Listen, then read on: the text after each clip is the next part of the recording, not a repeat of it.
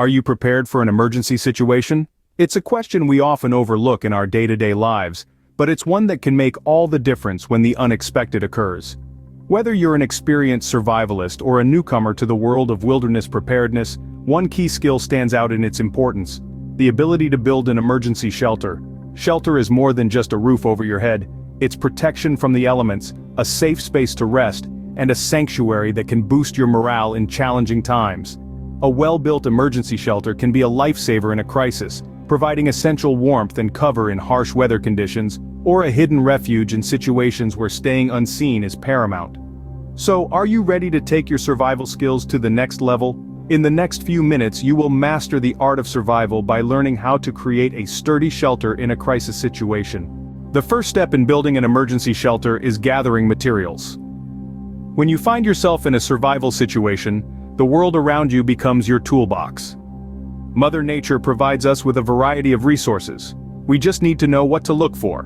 Begin by scouting for sturdy branches. These will form the skeleton of your shelter, providing the structure and support you need. Look for branches that are both strong and flexible.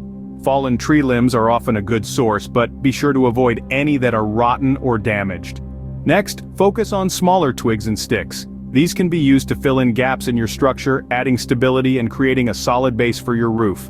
Again, durability is key. You want to make sure your shelter can withstand the elements. Leaves and debris can be your best friend when it comes to insulation. Look for broad, dry leaves or handfuls of pine needles. These can be layered to create a thick, insulating barrier that will keep you warm and dry.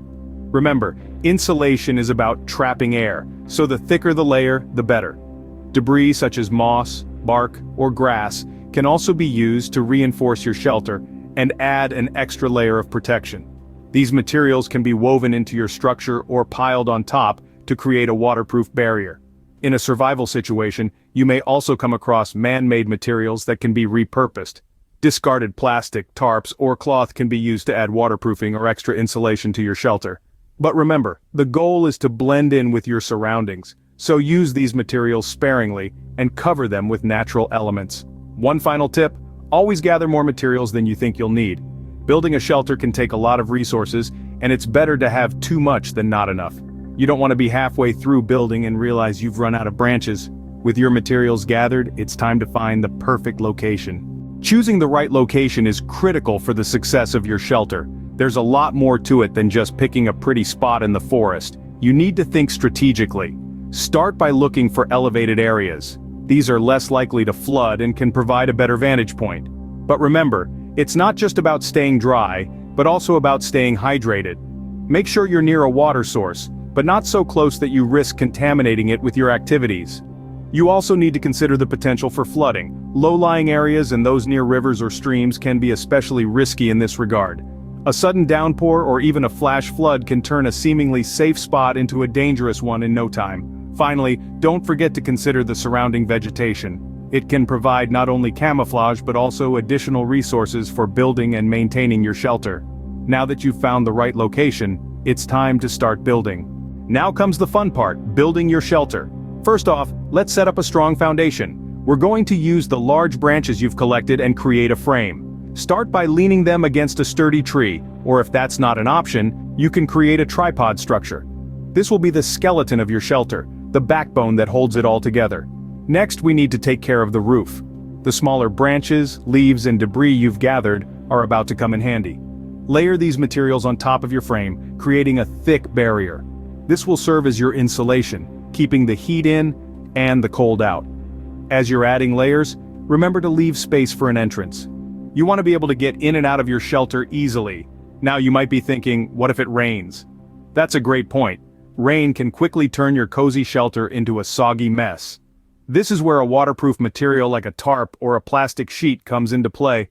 Cover your roof with this material to make your shelter more resistant to the elements, but let's not forget about comfort. After all, this is your home away from home, temporary as it may be. Inside your shelter, create a comfortable bedding using leaves, grass, or even pine needles. These natural materials will keep you off the cold, damp ground and provide a bit of cushioning for a good night's sleep. For those of you who want to go the extra mile, consider building a wall on one side of your shelter. If you have extra branches, this is a great way to add an extra layer of protection. A wall can shield you from wind and rain, making your shelter even more secure. So let's do a quick recap. We've got a sturdy frame, a weather-resistant roof, a cozy interior, and an optional wall for added protection. Sounds like a pretty solid shelter, right? Before we wrap up, I want to remind you that this is just a guide. Building a survival shelter is a skill that takes practice. Try out different designs, experiment with different materials, and challenge yourself to build shelters in various environments. The more you practice, the better prepared you'll be for any situation. And there you have it, your very own emergency shelter. Now that your shelter is built, it's time to make it secure. The art of camouflage is essential in survival situations to keep your location hidden from potential threats. You want to blend in, not stand out. So let's dive into how to do just that. First off, use natural materials from your surroundings to disguise your shelter. This could be leaves, branches, or grass, anything that matches the local flora. Drape these materials over your shelter, ensuring it blends seamlessly with the environment. This way, at a glance, your shelter becomes just another part of the landscape. But camouflaging isn't just about invisibility, it also adds an extra layer of insulation. The leaves or grass you use can help keep heat in and cold out, making your shelter a much more comfortable place to hunker down. Now let's talk about fortification. If you have extra branches or materials, consider building a wall or barrier on one side of your shelter. This serves two purposes. It provides added protection from the elements, particularly wind and rain, and it also creates another layer of security against potential intruders, be they animal or human. Creating a barrier also gives you a sense of direction. It can help you orient your shelter towards or away from certain elements. For instance, you might want to face the opening of your shelter away from prevailing winds or towards a morning sun for warmth. Don't forget the importance of maintaining your shelter too. Regular checks and repairs are crucial to ensure it remains safe, secure, and camouflaged. Over time, weather conditions and wildlife can disturb your setup, so keep an eye on it, and make adjustments as necessary. Remember, survival is about adaptability and resourcefulness. The more you practice these skills, the better equipped you'll be when faced with a real-life survival situation. With these steps, your shelter is not only sturdy but also hidden and secure. So, whether it's a practice run in your backyard or a true wilderness survival scenario, you're well prepared to face whatever comes your way. Building an emergency shelter is a crucial survival skill. Today we've walked through the steps of gathering materials from your surroundings, choosing the perfect location, constructing a sturdy frame for your shelter, layering a protective roof, and finally, blending your shelter into the wilderness for security.